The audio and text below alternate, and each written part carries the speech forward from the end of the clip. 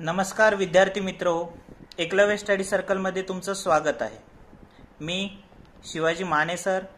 आज आपल्याला दिनांक 6/4/2021 ला इयत्ता 8वी साठी जी महाराष्ट्र शासनाची NMMS ही परीक्षा असते तिचं नाव आहे राष्ट्रीय आर्थिक दुर्बल घटक विद्यार्थ्यांसाठी शिष्यवृत्ती योजना परीक्षा 2020-21। या परीक्षेचा पेपर पहिला मेंटल एबिलिटी टेस्ट म्हणजे बौद्धिक क्षमता चाचणी, याच पेपरला आपण मॅट असं म्हणून संबोधतो। हा पेपर दिनांक 6/4/2021 रोजी झालेला आहे। या पेपरमध्ये एकूण प्रश्न असतात 90 प्रश्न, तेही 90 मार्कांसाठी असतात आणि प्रश्न सोडवण्याचा कालावधी आहे 90 मिनिटात हे प्रश्न सोडवायचे असतात। तर विद्यार्थ्यांना काल जो मॅथचा सर्वांनी जो पेपर दिलेला आहे, इयत्ता 8वीच्या सर्व विद्यार्थ्यांनी जो पेपर दिलेला आहे त्या पेपरचे स्पष्टीकरणासह उत्तरे मी तुम्हाला या व्हिडिओमध्ये देत आहे। तरी सर्व विद्यार्थ्यांनी आपले किती प्रश्न या पेपरमध्ये योग्य आले ते मला कमेंट बॉक्समध्ये कमेंट करून पाठवायचे आहेत। चला आपण या पेपरचं सोल्युशन पाहूया। चला तर मग विद्यार्थी मित्र, आपल्याला मॅट मधील पहिला म्हणजे 1 ते 3 प्रश्न त्याच्यासाठी सूचना दिलेली आहे। सूचना आहे, पुढील प्रत्येक प्रश्नात पहिल्या पदाचा दुसऱ्या पदाशी जसा संबंध आहे तसाच संबंध तिसऱ्या व चौथ्या पदामध्ये आहे। हा संबंध विचारात घेऊन प्रश्नचिन्हाच्या जागी कोणता पर्याय येईल ते शोधा। म्हणजेच या ठिकाणी समसंबंधावर आपल्याला प्रश्न विचारलेला आहे। पहिला आणि दुसऱ्या पदाचा जसा संबंध आहे अगदी तसाच संबंध तिसऱ्या आणि चौथ्या पदाचा असायला पाहिजे। मग हा संबंध नेमका कसा आलेला आहे तो आपल्याला पाहायचा आहे आणि या प्रश्नाचं उत्तर शोधायची आहेत। तर पहिल्या प्रश्नाचं उत्तर आपल्याला पाहायचं आहे। हा संबंध तुम्हाला ABCDच्या M पर्यंतच्या अक्षराला सोयीचं लिहा आणि त्यानंतर उलट लिहा। म्हणजे N पासून Z पर्यंत लिहिलेल्या अक्षरांच्या खाली जर तुम्ही हे अक्षर लिहिले या प्रकारे तर तुम्हाला या प्रश्नांची उत्तरे मिळतील। पहा पहिला संबंध कसा आलेला आहे। AYC सुरुवातीपासून AYC असा आलेला आहे आणि त्याच्यानंतर MOK, त्याच्यानंतर जसा AYC आणि MOK मध्ये संबंध आहे तसाच संबंध DVF मग याच्याशी संबंधित असणारं पद तुम्हाला मिळेल JRH। दिलेल्या प्रश्नाचं पर्याय क्रमांक 4 हे उत्तर येते। असा संबंध दुसऱ्याही प्रश्नाचा आहे। पहा हा संबंध काय आहे।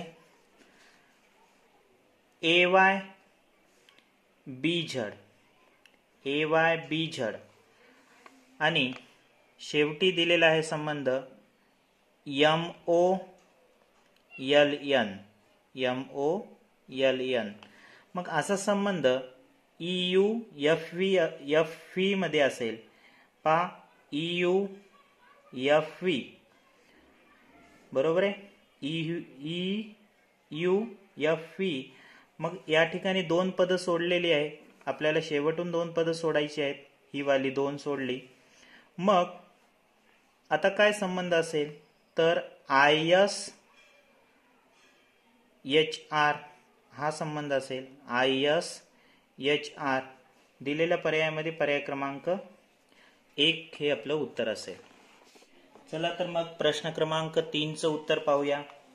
प्रश्न क्रमांक 3 मध्ये पहिल्याचा संबंध तिसऱ्या पदाशी दिलेला आहे, तशाच प्रमाणे दुसऱ्या पदाचा संबंध चौथ्या पदाशी यायला पाहिजे। मग हा संबंध कसा आहे पहा। DWVU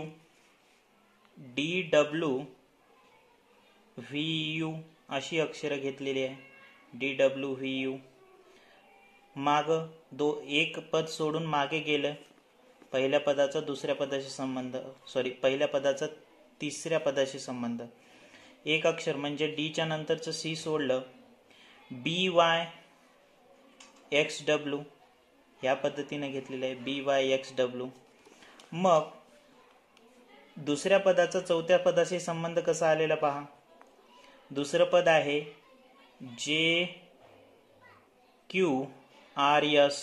JQRS. मग एक पद सोडा त्याच्या मागडचं आणि पुढचा संबंध येईल त्याच्याशी जुळणारं पद किंवा त्याच्या सारखा संबंध असणारं पद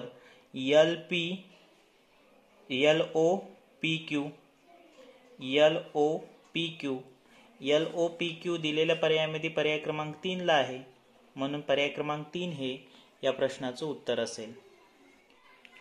प्रश्न 4 ते 6 साठी सूचना दिलेली आहे. पुढील प्रश्नात प्रश्नचिन्हाच्या जागी क्रमाने कोणती आकृती येईल ते पर्यायातून शोधा. हा आकृत्यांचा क्रम या भागावर तुम्हाला प्रश्न विचारलेला आहे. या प्रश्नचिन्हाच्या जागी येणारी आकृती दिलेल्या पर्यायातून तुम्हाला शोधायची आहे. पहा कशा प्रकारे ह्या प्रश्नचिन्हाच्या जागी कोणती आकृती येईल ते पाहायचं आपल्याला. बाहेर 3 कडा असणारी आकृती आहे, आत 2 टिंब दिलेले आहेत. बाहेर 4 कडा आहेत, आत 3 टिंब आहेत. म्हणजे बाहेरील आकृतीपेक्षा आत टिंबांची संख्या 1 न कमी आहे. बाहेर पंचकोन आहेत, आत 4 टिंब आहेत. बाहेर षटकोन आहे, आत 5 टिंब आहे. आता बाहेर सप्तकोन असेल, आत 6 टिंब असतील. मग सप्तकोन पर्याय क्रमांक 4 मध्ये आहे आणि आत 6 टिंब आहेत, म्हणून या प्रश्न आकृतीचं उत्तर येईल, या प्रश्नाचं उत्तर येईल पर्याय क्रमांक 4. यानंतर आपल्याला प्रश्न क्रमांक 5 विचारलेला आहे. पहा या 5व्या प्रश्नाचं उत्तर येते. हाही क्रम प्रश्नचिन्हाच्या जागी येणारी तुम्हाला प्रश्नाकृती विचारलेली आहे. पहिल्या प्रश्नाकृतीला पहिल्या भागाला 90 अंशात घटीवत फिरवलं आणि डावीकडील भाग सरळ केलेला आहे. डावीकडील ही जी रेषा आहे ती सरळ केलेली आहे. पुन्हा आतला जो गडद काळा भाग आहे त्याची दिशा बदललेली आहे. तो उजव्या बाजूचा होता, तो आता डाव्या बाजूला गेलेला आहे. त्यानंतर या आकृतीला 90 अंशात फिरवलं, इकडली जी रेषा आहे ती सरळ झालेली आहे आणि हा जो डाव्या बाजूला होता भाग तो उजव्या बाजूला गेलेला आहे. अशा प्रकारे या आकृतीचं उत्तर येईल पहा पर्याय क्रमांक 3. त्यानंतर प्रश्न आकृती 6 आपल्याला पाहायची आहे. 6व्यामध्ये एक वेळेस हा टिंब जशास तसं जागेवर आहे आणि त्याच्यानंतरचा ही जी चौरसामधली रेषा आहे एक घर पुढे सरकत आहे. एक वेळेस टिंबाचं आणि त्यानंतर एक वेळेस टिंब बदलत आहे, एक वेळेस आतली रेषा बदलत आहे. पहिल्या आकृतीमध्ये टिंब या ठिकाणी आहे, दुसऱ्या आकृतीत तो याच ठिकाणी आहे. फक्त रेषा बदललेली आहे. पहिल्या आकृतीतली रेषा एक घर पुढे गेलेली आहे दुसऱ्या आकृतीत. मग त्यानंतर दुसऱ्या आकृतीत आणि तिसऱ्या आकृतीमधला फरक, हा टिंब एक घर पुढे गेलेला आहे, रेषा त्याच ठिकाणी आहे. तिसऱ्या आणि चौथ्या आकृतीमधला फरक, रेषा एक घर पुढे गेलेली आहे, टिंब त्याच ठिकाणी आहे. आता चौथ्या आकृतीमध्ये काय होईल, टिंब एक घर पुढे जाईल आणि रेषा त्याच ठिकाणी असेल. म्हणजे टिंब या ठिकाणी येईल, रेषा याच ठिकाणी असेल. मग ती दिलेल्या आकृती पर्यायामध्ये 3 ला आहे, म्हणून पर्याय क्रमांक 3 हे आपलं उत्तर होऊन जाईल. प्रश्न 7 ते 9 साठी तुम्हाला सूचना दिलेली होती. विसंगत पद ओळखा. यामध्ये 3 पदामध्ये काहीतरी साम्य आहे, एक पद मात्र वेगळा आहे. त्या वेगळ्या पदाचा पर्याय विद्यार्थ्यांना निवडायचा होता. मग ते कोण्या पद्धतीनं वेगळा आहे ते पहा. या ठिकाणी 1चा घन केला तर 1 येते, म्हणून इथं 0 1 लिहिलेला आहे. 2चा घन करा 8 येतो, म्हणून या ठिकाणी 0 8 लिहिलेला आहे. 3चा घन केला 27 येतो, बरोबर आहे.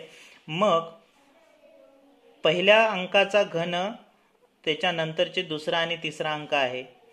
तर त्यामुळं या ठिकाणी पर्याय क्रमांक 2 हे गटाशी न जुळणारं पद होईल, कारण 4चा घन 64 यायला पाहिजे, पण या ठिकाणी 4चा वर्ग घेतल्यामुळं गटात न बसणारं पद पर्याय क्रमांक 2 असेल.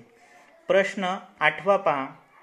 या ठिकाणी 8व्या प्रश्नाचं उत्तर तुम्हाला हे दिलेले अपूर्णांक पूर्णांकयुक्त अपूर्णांकामध्ये आहेत आणि या पूर्णांकयुक्त अपूर्णांकाला तुम्हाला अपूर्णांकामध्ये कन्वर्ट केल्याच्या नंतर अंश आणि छेदस्थानी वर्गसंख्या मिळतील. पहा, 25 × 1 = 25, 25 आणि 11 हे होतात 36 छेद 25. 36 छेद 25, 36 ही वर्गसंख्या आहे, 25 ही वर्गसंख्या आहे. त्यानंतर 36 × 1 = 36 आणि 13 49, 49 छेद 36, 49 ही वर्गसंख्या आहे, 36 ही वर्गसंख्या आहे. त्यानंतर या पूर्णांकयुक्त अपूर्णांकाला अपूर्णांकात जर तुम्ही टाकलं तर 16 × 5 = 3 83, 83 छेद 16 हा अपूर्णांक होईल. 16 ही वर्गसंख्या आहे, पण 83 ही वर्गसंख्या येणार नाहीये. त्यानंतर पहा, 25 × 5 = 125, 125 आणि 19 144 होतात. 144 ही वर्गसंख्या आहे, 25 ही छेदस्थानची वर्गसंख्या आहे. परंतु पर्याय क्रमांक 3 मध्ये अंश ही वर्गसंख्या होत नाही, त्यामुळे गटात न बसणारं पद पर्याय क्रमांक 3 असेल. त्यानंतर पहा, प्रश्न क्रमांक 9. यामध्ये तुम्हाला 425, 325, 225 आणि 825 अशा संख्या दिलेल्या आहेत. यामध्ये पर्याय क्रमांक 3 ही एकमेव वर्गसंख्या आहे, इतर वर्गसंख्या नाही आहेत. त्यामुळे गटात न बसणारं पद पर्याय क्रमांक 3 होऊन जाईल. प्रश्न 10 ते 12. सूचना आपल्याला दिलेली आहे. पुढील प्रश्नात अक्षरांचा एक विशिष्ट गट दिलेला आहे, त्या गटाशी जुळणारा योग्य पर्याय निवडा. पहा, या 4 पदाशी दिलेल्या पर्यायामधून एक पद जुळणार आहे. त्या जुळणाऱ्या पदाचा पर्याय आपल्याला निवडायचा आहे. मग हा संबंध आला कसा किंवा हे पद आले कसे? पहा, इथं परत ABCD M पर्यंत घेतलेली आहे आणि त्यानंतर यमच्या खाली N पासून Z पर्यंत जर आपण ABCD मांडली तर या पदामधला संबंध आपल्याला नीट समजू शकतो. पहा, A च्या खाली Z आलेला आहे, एक पद सोडलं CX घेतलेलं आहे, CX हे पद घेतलेलं आहे. त्याच्यानंतर BY पद घेतलेलं आहे. त्याच्यानंतर एक पद सोडून DW हे पद घेतलेलं आहे. म्हणजेच AX, AZ, CX आणि BY, DW. त्यानंतर पहा, GT आणि IR यांच्यामध्ये एक पद सोडलेलं आहे. JQ आणि LO यांच्यामध्ये KP हे पद सोडलेलं आहे. मग अशाच प्रकारे संबंध येणाऱ्या पर्यायामध्ये कोणतं पद आहे ते आपल्याला शोधायचं आहे. CX FU येईल का? पहा, CX FV आहे, FU नाहीये, त्यामुळं पर्याय क्रमांक 1 येणार नाही. पर्याय क्रमांक 2 पहा, DW एक पद सोडून FU आहे, DW SH दिलेला आहे, त्यामुळं हे पण पद येणार नाही. EV E च्या खाली V आहे, एक पद सोडा, GT येत आहे. म्हणजेच पर्याय क्रमांक 3 हे आपलं उत्तर आहे. पर्याय क्रमांक 4 जरी पाहिलात तुम्ही तर HS एक पद सोडा, JQ नाहीये, त्यामुळं आपल्या 10व्या प्रश्नाचं उत्तर येते पर्याय क्रमांक 3. 11वा प्रश्न पहा, BDH, FLX, EJT आणि या पदाशी जुळणारं पद दिलेल्या पर्यायामध्ये कोणतं आहे ते आपल्याला शोधायचं आहे. त्यासाठी आपल्याला अक्षरमाला पट्टी लागते. अक्षरमाला पट्टीच्या सहाय्याने या प्रश्नाची उत्तर आपल्याला देता येतात. पहा, यासाठी आपल्याला जे शब्द दिलेले आहेत, जे अक्षर दिलेले आहेत त्यांचा क्रमांक आपल्याला लिहावा लागतो. बीचा क्रमांक 2, डीचा क्रमांक 4, एचचा क्रमांक 8, एफचा क्रमांक 6, 12, एक्सचा 24. तसाच ईचा क्रमांक येतो 5, जेचा 10 आणि टीचा येतो 20. आता यांच्यामधला संबंध कसा आलेला पहा. या ठिकाणी नीट लक्षात घ्या. बे दुनी 4, 4 दुनी 8 असा संबंध आहे. 6 दोन्ही 12, 12 दोन्ही 24, 5 दोन्ही 10, 10 दोन्ही 20 अशा प्रकारे संबंध आलेला आहे. मग असाच संबंध येणारा अक्षर येणारं जे पद आहे दिलेल्या पर्यायामध्ये कुठे आहे ते आपल्याला शोधायचं आहे. मग आपल्याला DHP हे पद मिळून जाईल. पहा मी या ठिकाणी तुम्हाला संबंध दाखवतो. डीचा क्रमांक आहे 4, एचचा क्रमांक आहे 8, 4 दोन्ही 8, 8 दोन्ही 16, पीचा क्रमांक आहे पहा, पीचा क्रमांक आहे 16 म्हणून 16. मग या पदाशी जुळणारं पद एकमेव पद DHP असल्यामुळं पर्याय क्रमांक 2 हे उत्तर येऊन जाईल. त्यानंतर असा संबंध तुम्हाला 12व्या प्रश्नात पण मिळतो पहा. यांचे जे क्रमांक आहे ते खाली लिहा. बीचा क्रमांक आहे 2, डीचा क्रमांक आहे 4 आणि जीचा क्रमांक आहे 7.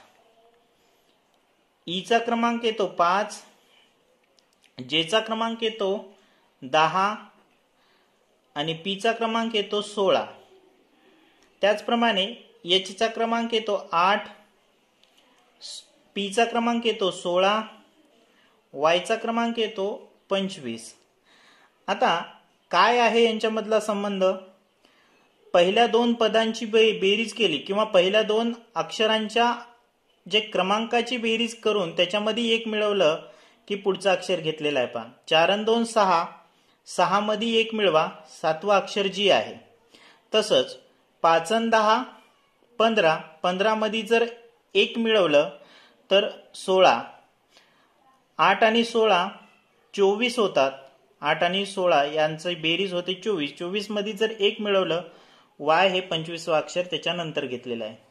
मग तसा संबंध यांच्याशी जुळणाऱ्या पदामध्ये असेल. मग उत्तर येईल तुमचं CFJ. CFJ मध्ये पण हा असा संबंध आहे जो की यांच्याशी झालेला आहे. सीचा क्रमांक येतो 3, एफचा क्रमांक पहा या ठिकाणी 6, 6 आणि 3 9 होतात. 9 मध्ये जर 1 मिळवलं तर 10व्या क्रमांकाचं अक्षर त्याच्या बाजूला यायला पाहिजे. 10व्या क्रमांकाचं अक्षर आहे जे, म्हणून जे हे त्याच्या बाजूला आहे 10वं अक्षर. म्हणून या प्रश्नाचं उत्तर येते पर्याय क्रमांक 3. प्रश्न 13 ते 15. सूचना आहे. अजय, महेश, रीना, उमा हे खेळाडू आहेत. महेश व उमा कबड्डी खेळत नाहीत. अजय फुटबॉल व्यतिरिक्त इतर खेळ खेळतो. उमा व रीना खो खो खेळत नाहीत. तर पुढील प्रश्नांची उत्तरे योग्य पर्यायातून निवडा. तुम्हाला या सूचनेवर एकूण तुम्हाला 3 प्रश्न विचारलेले आहेत. या प्रश्नांची उत्तरे देण्यासाठी तुम्हाला एक कॉलम करावा लागतो. या माहितीचा कॉलम जो की मी या ठिकाणी दाखवत आहे तुम्हाला. तर विद्यार्थ्याची नावे आणि त्यांना आवडणारे खेळ अशा 2 प्रकारचे कॉलम करा आणि ती माहिती वाचा.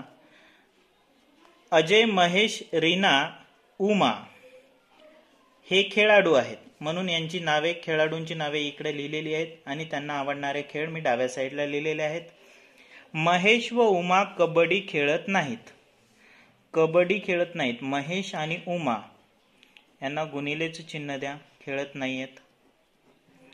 म्हणजेच अजय आणि रीना हे कबड्डी खेळतात. अजय फुटबॉल व्यतिरिक्त इतर खेळ खेळतो. अजय हा फुटबॉल व्यतिरिक्त फुटबॉल खेळत नाही. अजय इतर सर्व खेळ खेळतो. अजय फुटबॉल व्यतिरिक्त इतर खेळ खेळतो, फुटबॉल खेळत नाही. त्यानंतर आपल्याला सूचना दिलेली आहे. उमा व रीना खो खो खेळत नाहीत. उमा व रीना खो खो खेळत नाही. रीनाही खेळत नाही खो खो आणि उमाही खेळत नाही. म्हणजे महेश खो खो खेळतो, अजय पण खो खो खेळतो. अजय हा फुटबॉल खेळत नाही असं म्हटलेलं आहे आपल्याला. अजय फुटबॉल व्यतिरिक्त इतर खेळ खेळतो, म्हणजे फुटबॉल त्याला आवडत नाही. ठीक आहे. त्यानंतर आपल्याला या प्रश्नावर आधारित, या माहितीवर जे आधारित प्रश्न पहिला दिलेला आहे, कोणता खेळ सर्व खेळाडू खेळतात. कोणता असा खेळ आहे की जो खेळ सर्व खेळाडू खेळतात, म्हणजे अजय, महेश, रीना, उमा हे सर्वच खेळाडू कोणता खेळ खेळतात. आता या ठिकाणी अशी काही एक्झॅक्ट माहिती दिलेली नाहीये, परंतु कबड्डी हा खेळ न आवडणारे उमा आणि महेश आहेत. आपल्याला प्रश्न विचारला कोणता खेळ सर्व खेळाडू खेळतात. मग असा कोणता खेळ आहे की सर्वच खेळाडू तो खेळ खेळतात, म्हणजे याचा अर्थ कबड्डी हा खेळ महेश आणि उमाला आवडत नाही. फुटबॉल हा खेळ अजयला आवडत नाही, म्हणजे 4 आणि 1 हा पर्याय येणार नाही. खो खो हा खेळ रीना आणि उमाला आवडत नाही, म्हणजे खो खो पण येणार नाही. राहिला एकमेव खेळ बॅडमिंटन. आता या माहितीमध्ये आपल्याला असं सांगितलेलं आहे की महेश व उमा कबड्डी खेळत नाहीत, म्हणजे ते फुटबॉल पण खेळतात असा त्याचा अर्थ होतो. त्याच्यानंतर अजय फुटबॉल व्यतिरिक्त इतर खेळ खेळतो, म्हणजे अजय हा सर्व प्रकारचे खेळ खेळतो. याच्यावरून असं अभिप्रेत होते की बॅडमिंटन हा जो खेळ आहे तो आपल्याला माहितीमध्ये दिला नसला तरी पण पर्यायामध्ये आल्यामुळं हा खेळ सर्वांनाच आवडतो असं त्याचा अर्थ होतो. पहा, तर यावरून आपल्याला या सर्व प्रश्नांची उत्तरे मिळून जातील. कोणता खेळ सर्व खेळाडू खेळतात, कोणता खेळ सर्व खेळाडू खेळतात, तर बॅडमिंटन हे याचं उत्तर येऊन जाईल. त्यानंतर कबड्डी खेळणारे खेळाडू कोणते. जे खेळाडू कबड्डी खेळतात अशा खेळाडूंची नावे आहेत अजय आणि रीना. अजय आणि रीना पर्याय क्रमांक 2 हे तुमचं उत्तर होऊन जाईल. त्यानंतर कोणता खेळ फक्त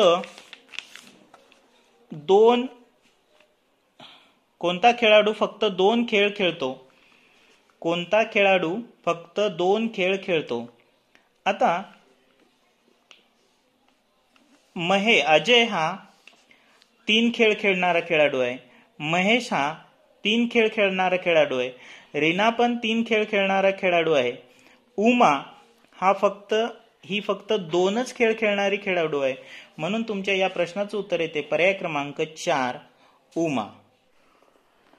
प्रश्न 16 ते 18 सूचना आहे. पुढील प्रश्नात गटात न बसणारी आकृती पर्यायातून शोधा. या 4 आकृत्यापैकी 3 आकृत्यामध्ये काहीतरी साम्य आहे, काहीतरी सारखेपणा आहे, त्यामुळे त्यांचा एक गट बनतो. एक आकृती मात्र या गटाशी न जुळणारी आहे.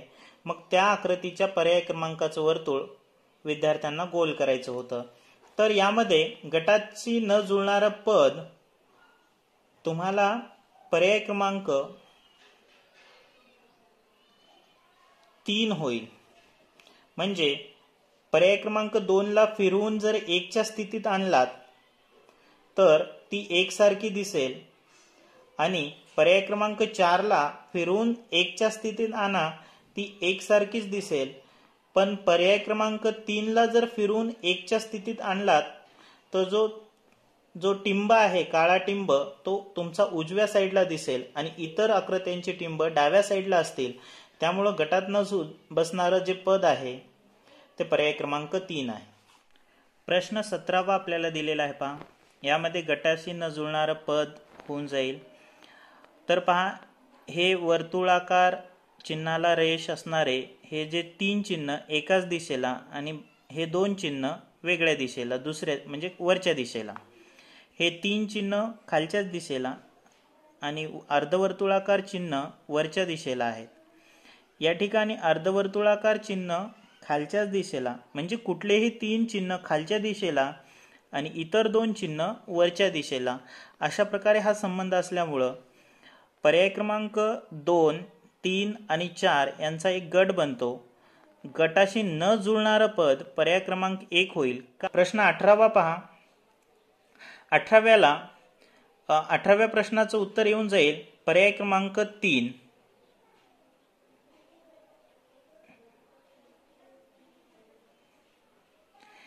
यामध्ये जर तुम्ही प्रश्नाकृती 2च्या स्थितीत जर 1ला फिरवलं, 2च्या स्थितीत 1ला फिरवलं ती 2 सारखी दिसेल. 2च्या स्थितीत जर 4ला आणलं तर ती 2 सारखी दिसेल. जेव्हा आपण 2च्या स्थितीत जर 3ला फिरवलं तर 3 ही आकृती वेगळी दिसेल. म्हणून पर्याय क्रमांक 3 हे तुमचं उत्तर असेल. प्रश्न क्रमांक 19 ते 21 साठी सूचना तुम्हाला दिलेली आहे. विसंगत पद ओळखा. म्हणजे या 4 पदापैकी एक पद गटाशी न जुळणार आहे, म्हणजे विसंगत आहे. त्याच्या पर्याय क्रमांकाचं वर्तुळ विद्यार्थ्यांना गोल करायचं आहे. मग या प्रश्नाचं उत्तर नेमकं काय येते पहा. या प्रत्येक अक्षराचे क्रमांक लिहा. टीचा क्रमांक 20, एचचा क्रमांक 8, आरचा क्रमांक 18. या सर्वांची जर बेरीज केली, क्रमांकाची बेरीज केली तर याची 46 येते पहा. वायचा क्रमांक 25, डीचा क्रमांक 4, डब्ल्यूचा क्रमांक 23. यांच्या क्रमांकाची बेरीज जर केली तर 52 येते. क्यूचा क्रमांक 17, केचा क्रमांक 11 आणि ओचा क्रमांक 15. यांच्या क्रमांकाची बेरीज केली तर 43 येते. व्हीचा क्रमांक 22, एफचा क्रमांक 6 आणि टीचा क्रमांक 20. यांची बेरीज केली तर 48 येते पहा. आता 46 ही बेरीज सम आहे, 52 ही बेरीज सम आहे, 48 ही बेरीज सम आहे. 43 ही आलेली बेरीज एक मूळ संख्या आहे. म्हणून गटाशी न जुळणारं पद पर्याय क्रमांक 3 होऊन जाईल. प्रश्न क्रमांक 20. जेचा क्रमांक आहे 10, ईचा क्रमांक आहे 5, एफचा क्रमांक आहे 6, सीचा क्रमांक आहे 3, एनचा क्रमांक आहे 14, जीचा क्रमांक आहे 7, व्हीचा क्रमांक आहे 22, एलचा क्रमांक आहे 12. थोडंसं नीट लक्षात घ्या. या 5ची दुप्पट क्रमांक असलेला अक्षर त्याच्या डाव्या बाजूला आहे, किंवा जेचा क्रमांक आहे 10 त्याच्या निमपट क्रमांक असलेला अक्षर त्याच्या उजव्या बाजूला आहे.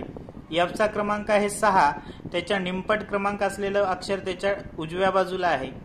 एनचा क्रमांक आहे 14, 14ची निमपट होते 7, 7 नंबरचा अक्षर जी. मग या ठिकाणी 22, 22ची निमपट होते 11, 11 नंबरचं अक्षर याय पाहिजेत होतं या ठिकाणी के, पण या ठिकाणी यल दिलेला आहे. त्यामुळं गटाशी न जुळणारं पद पर्याय क्रमांक 4 होईल. त्यानंतर प्रश्न 21वा आपल्याला पाहायचा आहे. प्रश्न 21. पीचा क्रमांक होतो 16. बघा 4चा वर्ग 16 आहे. एफचा क्रमांक आहे 6, 3चा वर्ग 6 नाहीये. डीचा क्रमांक आहे 4, 2चा वर्ग 4. वायचा क्रमांक आहे 25, त्याच्या पुढे 5 आहे, 5चा वर्ग 25 होतो. तर त्यामुळं 3चा वर्ग 9, 9 क्रमांकाचं अक्षर या ठिकाणी आय याय पाहिजेत होतं, पण एफ आलं. त्यामुळं गटाशी न जुळणारं पद पर्याय क्रमांक 2. बघा जर एका प्रश्न 22वा. जर एका सांकेतिक भाषेत स्टॉप बरोबर 210, BEAT बरोबर 84 असे लिहिले तर PLAY बरोबर किती. आता हे जे अक्षर लिहिलेले आहेत यांचा नेमका काय संबंध आहे आणि त्या अंकांचा दिलेल्या अंकांचा काय संबंध आहे हे आपल्याला विचारात घ्यावा लागणार आहे. मग SPOT या सर्व अक्षरांचे क्रमांक त्याच्या खाली लिहा. एसचा क्रमांक आहे 19, पीचा क्रमांक आहे 16, ओचा क्रमांक आहे 15, टीचा क्रमांक आहे 20। आता या सर्वांची जर बेरीज केली तर आपण पहा 5 आणि 6 11, 11 9 20, 20 ला 0 हातचे आले 2, 2 आणि 2 4 आणि 1 5 आणि 1 6 आणि 1 7, 70 गुणिले 3 जर केलं 70 त्रिक 210 होते। त्याचप्रमाणे बी ई ए टी या अक्षरांचे क्रमांक लिहा त्याच्या खाली। बी चा क्रमांक आहे 2, ई चा क्रमांक आहे 5, ए चा क्रमांक आहे 1 आणि टी चा क्रमांक आहे 20। 20 आणि 5 25 आणि 1 26, 27 28 यांच्या अंकांची बेरीज येते 28।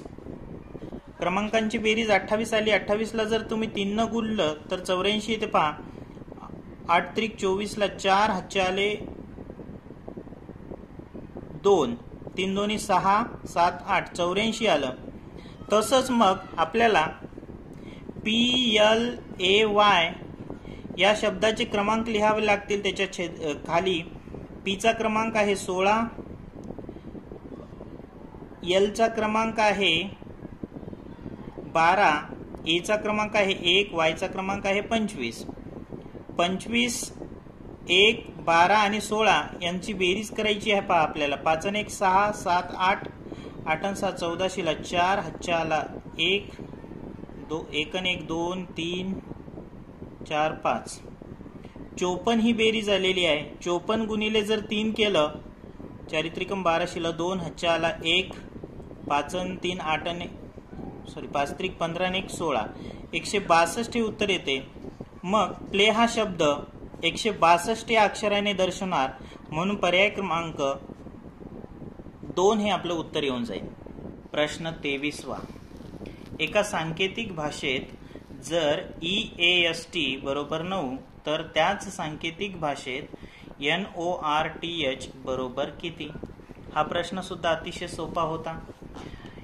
या सांकेतिक भाषेतील अक्षरांचे जे क्रमांक आहे, अक्षरमाला पट्टीवरील अक्षरांचे क्रमांक हे या ठिकाणी जर मांडले तर पहा ई चा क्रमांक येतो 5, ए चा क्रमांक येतो 1, एस चा क्रमांक येतो 19 आणि टी चा क्रमांक येतो 20।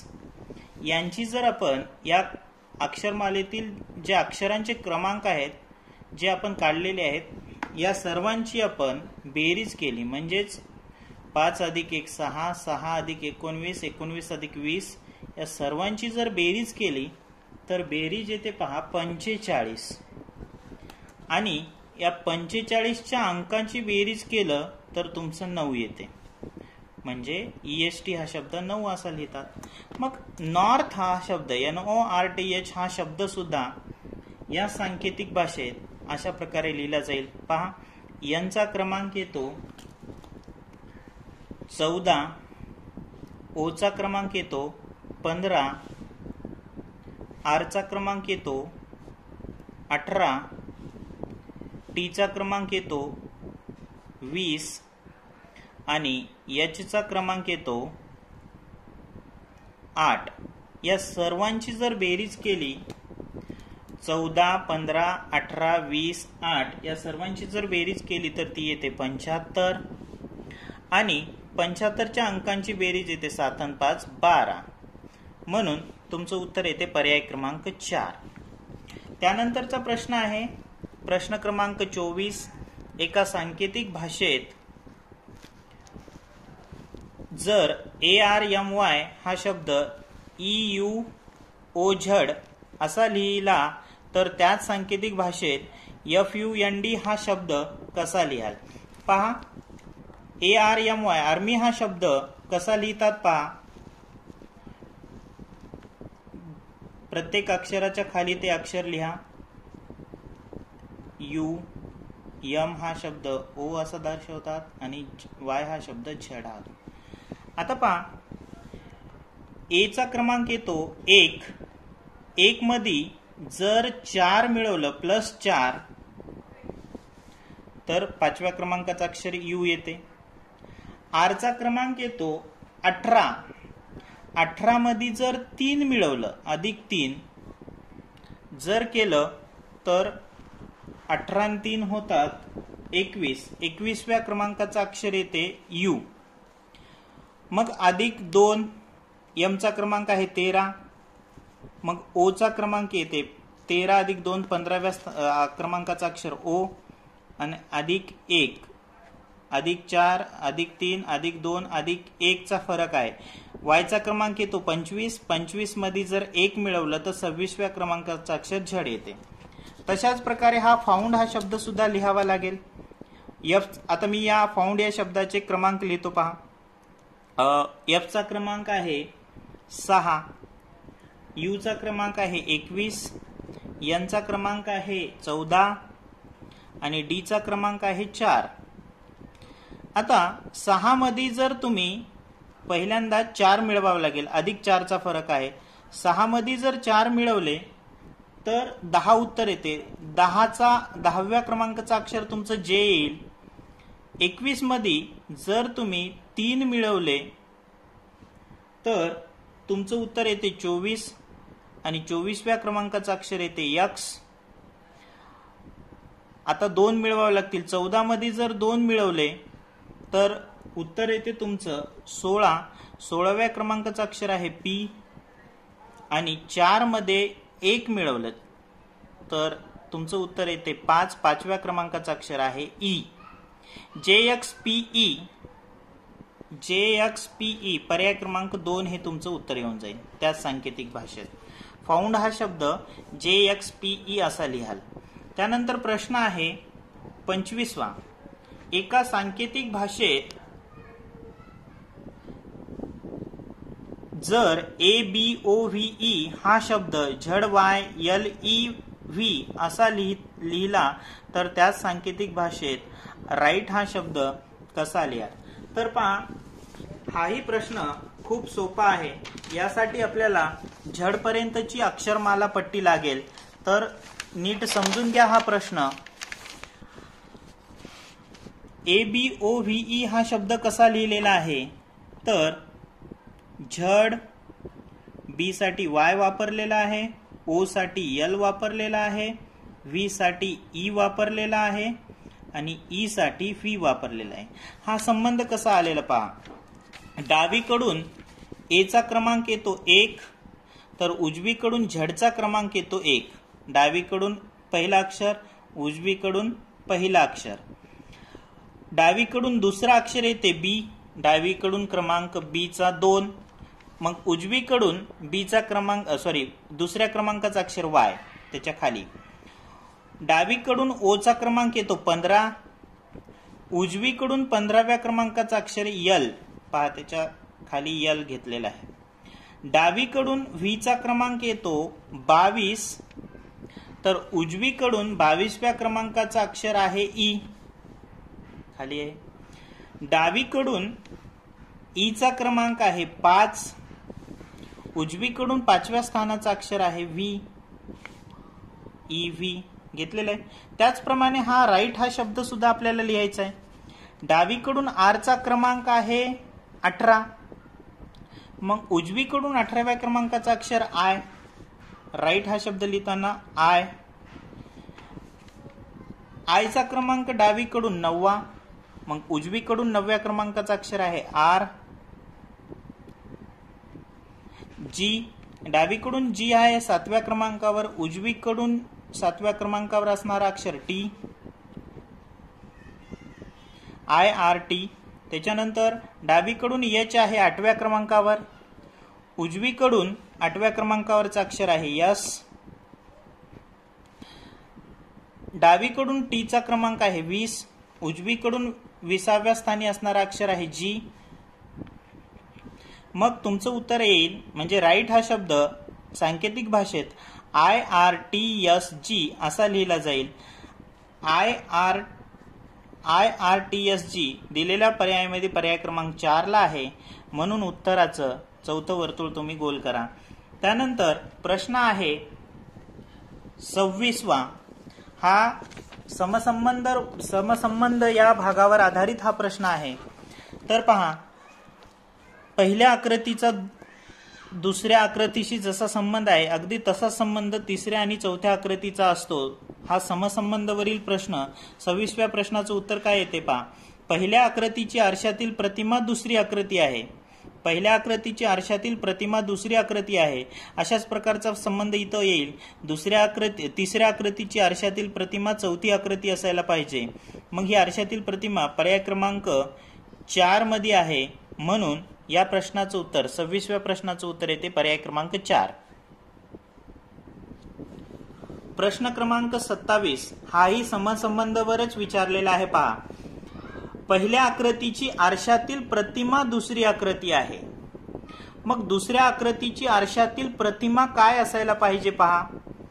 हा बाण, हा डावीकडला भाग उजवीकडे दिसतो आरशामध्ये आणि उजवीकडला भाग डावीकडे दिसतो. म्हणजे हे चिन्ह दोन्ही असे दिसायला पाहिजे होते. आणि ही जी बाणाची स्थिती आहे ती खालच्याच दिशेला असायला पाहिजे. पण अशा प्रकारची आकृती दिलेल्या पर्यायामध्ये कुठंच नाहीये. मग जवळपासची आकृती म्हणून विद्यार्थ्यांनी तिसरा पर्याय लिहायला हरकत नाही. परंतु हा प्रश्न चुकीचा आहे. जवळपासचं उत्तर म्हणून पर्याय क्रमांक 3 लिहायला हरकत नाही, कारण बाणाची दिशा आरशामध्ये बदलत नाही. काही जण या प्रश्नाचं उत्तर 90 अंशात फिरवून सुद्धा काढतील. पहिल्या आकृतीला जर 90 अंशात जर फिरवलं तर ती आकृती 90 अंशामध्ये फिरवल्यावर ही अशी दिसणार नाही.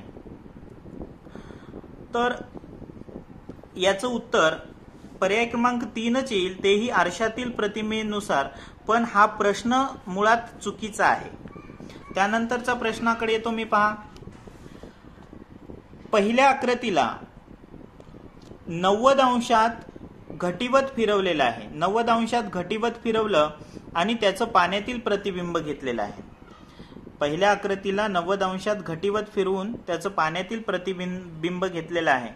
मग तिसऱ्या आकृतीला 90 अंशात फिरवलं आणि ते सरळ केली.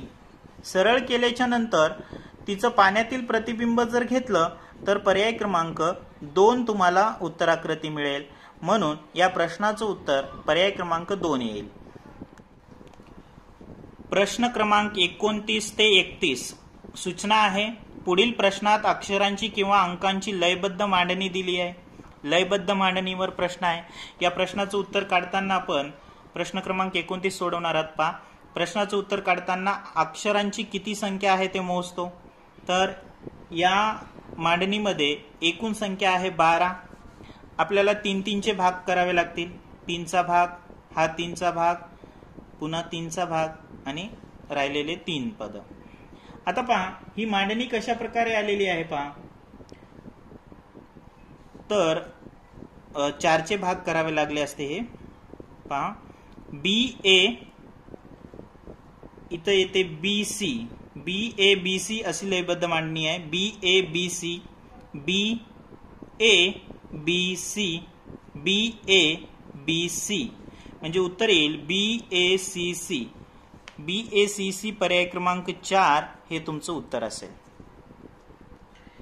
या मांडणीमध्ये एकूण 15 पद आहेत.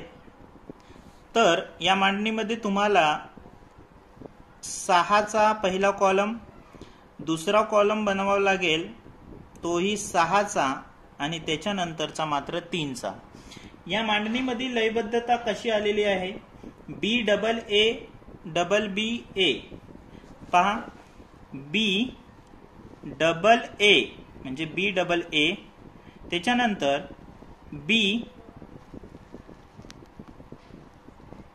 BBBA, BBBA, नंतर BAABBA आणि नंतर BAA. म्हणजेच पहिल्यांदा 3-3चे कॉलम जर आपण पाडलेत यांच्यामध्ये तर तुम्हाला उत्तर समजून जाईल. BAA, नंतर BBA, नंतर BAA, नंतर BBA, नंतर BAA अशा प्रकारची ही लयबद्ध मांडणी आहे. मग तुमचं उत्तर येईल BA BA पर्याय क्रमांक 1 हे तुमचं उत्तर येऊन जाईल. यानंतर या मांडणीमध्ये एकूण 15 पदं आलेले आहेत. 1 2 3 4 5 6 7 8 9 10 11 12 13 14 15. आता या 15 पदांमध्ये आपल्याला 5-5 चे जर गट पाडलेत, 5-5 पदांचे जर गट पाडले तर या मांडणीमध्ये तुम्हाला योग्य उत्तरापर्यंत पोहोचता येईल. तर पहा, ही मांडणी आहे 10100 म्हणजे 10100 म्हणजे 10-100 अशी ती मांडणी आहे. पहा, 10-100 हे 10-100 हे 10 आणि हे 100. मग तुमचं उत्तर येईल 0011 म्हणजे 0011